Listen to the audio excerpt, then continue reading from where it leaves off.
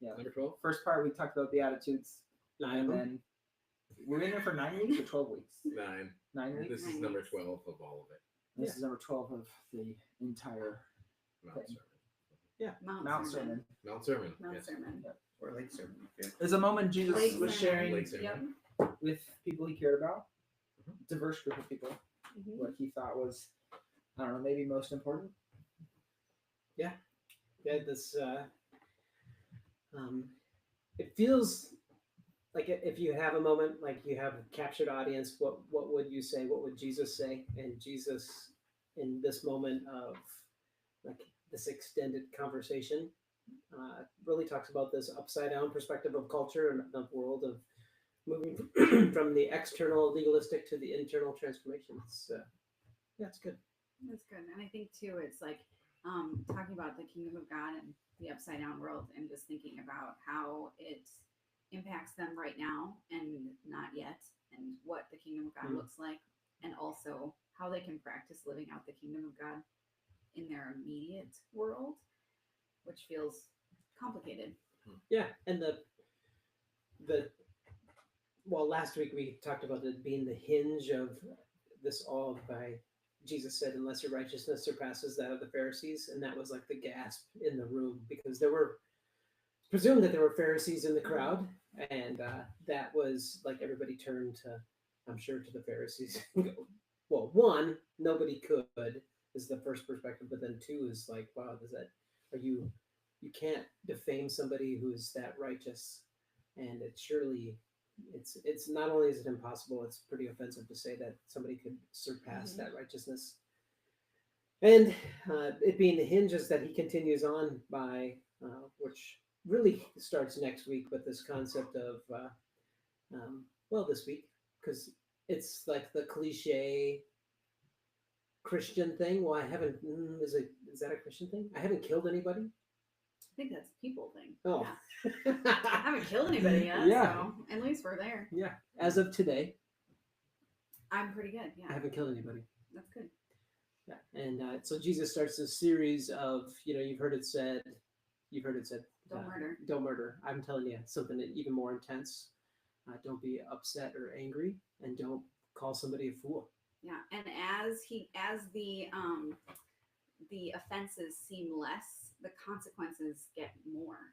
Yeah. So it's like, do not murder, you're going to be in trouble, and then your heart, and then you're going to end up away from God if you even call someone a fool. And Yeah.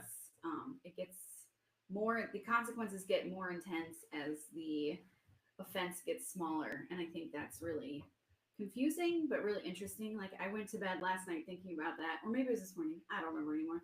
But at some point, I was You went to thinking bed about, late. I did go to bed late, but I also got up early. But just thinking about why that would be, and I was like, I think it's so much easier to catch yourself when the offense is small. And if like Jesus is sitting here going, okay, like this worse offense, like you still need to really pay attention to that. Like if you don't pay attention to that, it's going to grow and become more and more intense. And so I was just thinking about, why would he put so much intensity in what seems to be the least showing contempt towards a person, or the smaller offense. And I just was like, if you can catch that when you feel contempt, like in my car, I called someone a dummy. And What? I know. It was from How did- Rich. how I heard did- him say how did Mike dumb. respond? Well, it wasn't Mike. No. Jack is in the Who's back, Jack? and he's like, Mom, you can't say that. That's so mean. And I'm like, I know, you're right. But I don't really mean it, and But I don't really mean it. I didn't really mean it, because but that, like, those small moments, like, I feel like those can be they can happen often, but you can also correct those a little easier than when that contempt grows into more, like, really calling somebody a fool and really meaning it, someone and like, I don't know, it just how do you stop it early? I love Luke 9. Like, there's this, I think, a gospel narrative moment that seems very easy to skip over. I don't think it's very commonly referenced or thought about, but in Luke 9, 51 to 55, there's this turn where Jesus, it's like the resolve to go back to Jerusalem. This is leading up to his eventual arrest and persecution and crucifixion. But with that, they pass through Samaria. It's like again moment, and as he's passing through, the Samaritans there basically say, "You're going to Jerusalem. Get out of here." So they kick Jesus and the disciples basically out of from passing through the region. And James and John, the sons of thunder disciples, they go, call down curses on them. Look out! Jesus is going to strike them with lightning. And it totally is a great moment. It could have been a great moment of smiting. But Jesus, the moment really ends. Jesus turned and rebuked the disciples, and they went to another village. And I think the context of the moment builds into the remarkable, because before it, we see in John, contextually in John 4, it's before this moment, Jesus has the interaction with the Samaritan woman. And I think a great, smiting moment to call somebody a fool or dumb or whatever is to go, you are an idiot. I prove that I love you guys, that I want relationship with you. That was part of the pretext in it. And again, Jesus diffused the moment, just walked away. And then the next, you turn the page literally from Luke 9 to Luke 10, Jesus shares the parable of the Good Samaritan, which if there would ever be a moment when I would pick somebody else. I was going to share this parable of the Good Samaritan, but we know how they treat us. Yeah. And so thinking about the degree of offense, but also thinking in the midst of that is that merited somebody being dumb. Yeah. The problem, I wouldn't call you dumb if you weren't. Here, Jesus, in the midst of that moment, I say that kind of in jest, but really, in the midst of that moment, Jesus goes, "It's okay. Let's just let this be. Let it be. We'll go on." And there's something internally has to really change before when you lay down your right to take a swing at somebody. Yeah. And be humble. It's interesting. I think we've talked about this a few times, where kind of jokingly, talking about how shame works and shame changes people and all of these things. But the words that I feel like we kind of jumped in, but just in Matthew 5:21, it's you've heard it said, you shall not murder. And anyone who murders is subject to judgment. And then it's anyone who is angry.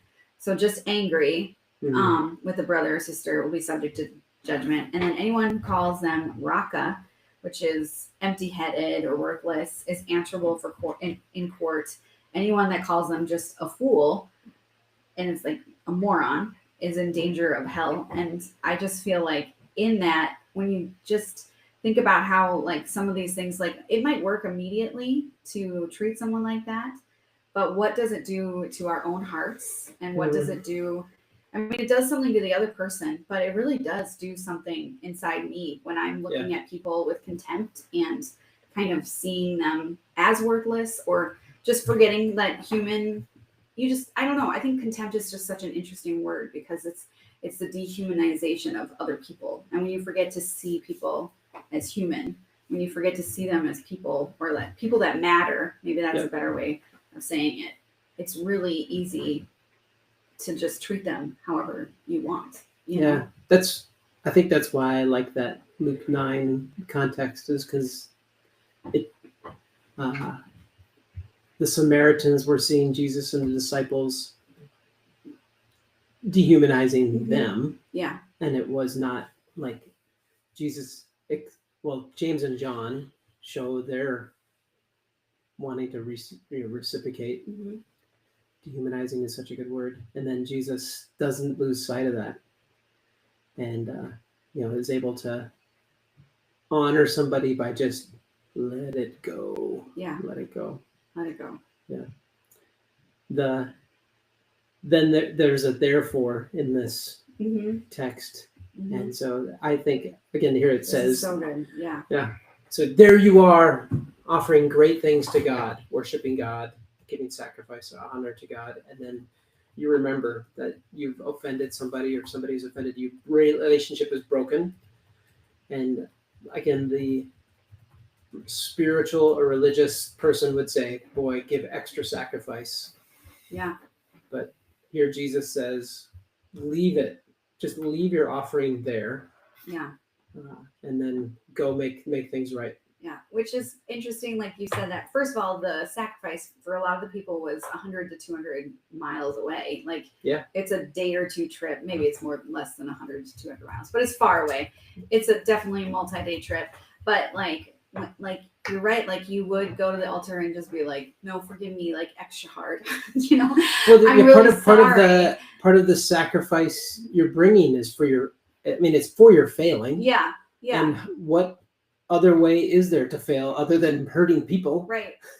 But like, this is saying, no, you have to do the hard work. You have to go Yeah. have a conversation, which isn't fun, which is really uncomfortable. Yeah. And Hey, could we talk after this?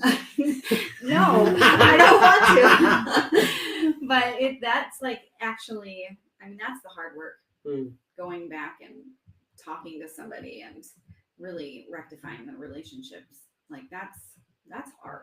That's not easy. Yeah, That's order tough. matters. Order matters, Yeah. and Jesus is saying, not saying that sacrifice and offering No. and worshiping or reverence to God is worthless, but he's saying what really makes that valuable is the hard work of making relationship right. Yeah.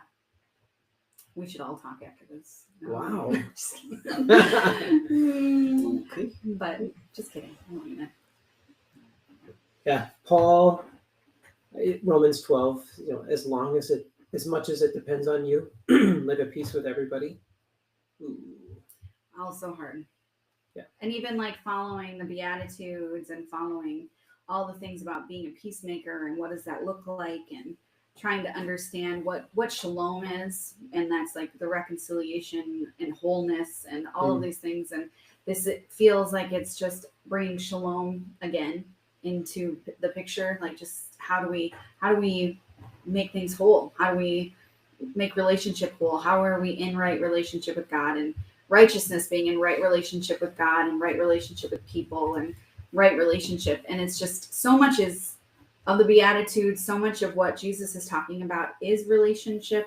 I don't know. I don't even know where I was going, but it just feels complex. With the Pharisees they were really good at making their sacrifices, doing their offerings. Yeah. And so with Jesus to say, unless your righteousness surpasses that, and then his next thought is to go, even let us, setting aside your religious obligation to make things right. Yeah. I think that's like that's a contemporary challenge in the greater church, is to let your religious obligations set aside to make sure you're at right relationship with people. That was where we were talking about peacemaking. But like, yeah, the peacemaking part is like still part of the hard work. Like, it's not just pretending everything's okay. It's like, I feel like when I pretend everything's okay, I'm not at peace. Like, You're not very I'm good not at very pretending. good at that. No. And I'm definitely not good at it. But I'm also not at peace. Like, I'm not at peace when I feel like things are broken. And like, the only way sometimes, and Greg and I were even talking about this a couple weeks ago, is like, sometimes part of peacemaking is just letting things go, and not everything has to be talked about. But at the same time, like, if I feel like I'm not at peace and it changes how I am in relationship, like, I might have to process through it a little bit, which is the hard work, because I like to not do that. I'd rather avoid it. Yeah. But I don't know. Yeah. And again, I just love it that Jesus has that whole experience, and then this next parable that is shared by Jesus in Luke is, let me tell you about not a priest, a Levite being the hero, but a Samaritan being the hero. Yeah. That Unexpected. shows that, for whatever that means, Jesus worked through it. Mm-hmm. Go ahead. You got anything? Rich's wrap up. Short one today. I just We like did all the that. fun I before. like the the idea of when Jesus was unpacking if you remember that you're not good with someone, leave your gift, go be reconciled, come back. Hmm. I think like gifts are meant, at least at this time, were meant to be the freshest, the best thing, right? And Jesus is not saying leave it, go and have this long, drawn out, week long conversation, then come back, because your gift is not going to be the freshest, best thing at that point.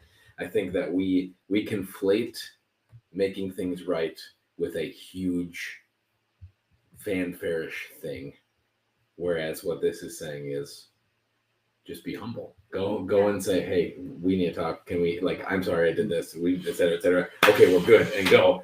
Like, I just think, but it's so important, the idea of right relationship with people, right relationship with God. I think we say too much as humanity. Well, I'm good with God, so I don't need to be good with this group or with these people or this, like, and it's tied together. It's intertwined, and that's life. That's a hard Rich's wrap up. That's that's real. That's great. See you next week.